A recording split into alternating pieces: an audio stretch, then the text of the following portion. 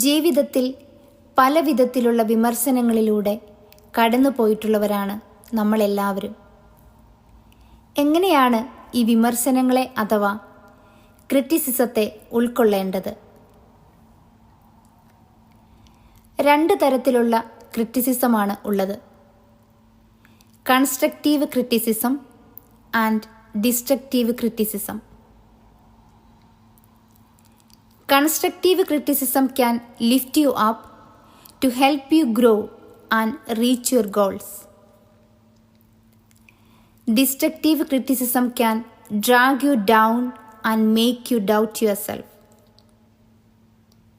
How we can identify these criticism and how we can approach to this criticism in your life?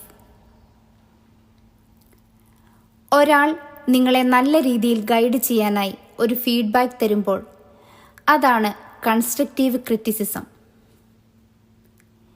Constructive criticism deliver ചെയ്യുമ്പോൾ അവർ പറയുന്ന ഓരോ വാക്കും നമ്മളെ ഒരു തരത്തിലും ഡൗൺ ചെയ്യില്ല അഥവാ ഹേർട്ട് ചെയ്യില്ല എന്ന് ഉറപ്പുവരുത്തുന്നതിൽ അവർ വളരെ ഫോക്കസ്ഡ് ആയിരിക്കും.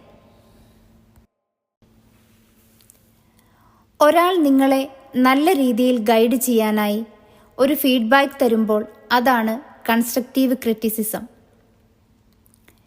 കൺസ്ട്രക്റ്റീവ് ക്രിറ്റിസിസം ഡെലിവർ ചെയ്യുമ്പോൾ അവർ പറയുന്ന ഓരോ വാക്കും നമ്മളെ ഒരു തരത്തിലും ഡൗൺ ചെയ്യില്ല അഥവാ ഹേർട്ട് ചെയ്യില്ല എന്ന് ഉറപ്പുവരുത്തുന്നതിൽ അവർ വളരെ ഫോക്കസ്ഡ് ആയിരിക്കും.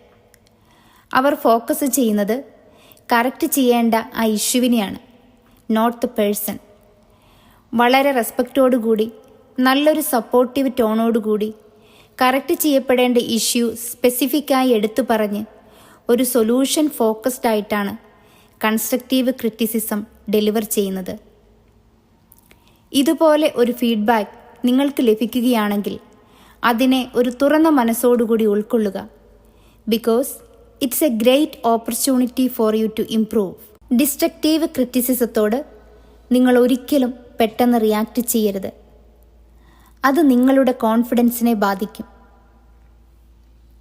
ഒരു ഫീഡ്ബാക്ക് നിങ്ങൾക്ക് ലഭിക്കുമ്പോൾ is it constructive or is it destructive? നിങ്ങൾ ടൈം എടുത്ത് തിരിച്ചറിയുക. കൺസ്ട്രക്റ്റീവ് ആണെങ്കിൽ അത് ഉൾക്കൊണ്ട് കറക്റ്റ് ചെയ്യുക. ഡിസ്ട്രക്റ്റീവ് ആണെങ്കിൽ അവോയ്ഡ് ചെയ്യുക. Self reflection is your key. Criticism സ്വീകരിക്കുന്നത് പോലെ തന്നെയാണ് അത് മറ്റുള്ളവർക്ക് കൊടുക്കുന്ന രീതിയും. കൺസ്ട്രക്റ്റീവായിട്ടുള്ള ഫീഡ്ബാക്ക് മാത്രം കൊടുക്കുവാൻ നിങ്ങൾ ശ്രദ്ധിക്കുക. ഒരു കൺസ്ട്രക്റ്റീവ് ക്രിറ്റിസിസം നിങ്ങൾ ചെയ്യുമ്പോൾ അവരുടെ പോസിറ്റീവ്സിനെ അപ്രീഷിയേറ്റ് ചെയ്ത് വേണം തുടങ്ങാൻ. കറക്റ്റ് ചെയ്യപ്പെടേണ്ട കാര്യം സ്പെസിഫിക്കായി പറഞ്ഞ് സപ്പോർട്ടീവ് ടോണോടുകൂടി ആയിരിക്കണം അത് ചെയ്യേണ്ടത്. അപ്പോൾ വിമർശനങ്ങളെ നമ്മൾ ഒരിക്കലും ഭയക്കരുത്. പകരം നല്ല വിമർശനങ്ങളെ ഉൾക്കൊണ്ട് മുന്നോട്ട് പോവുക. Thank you.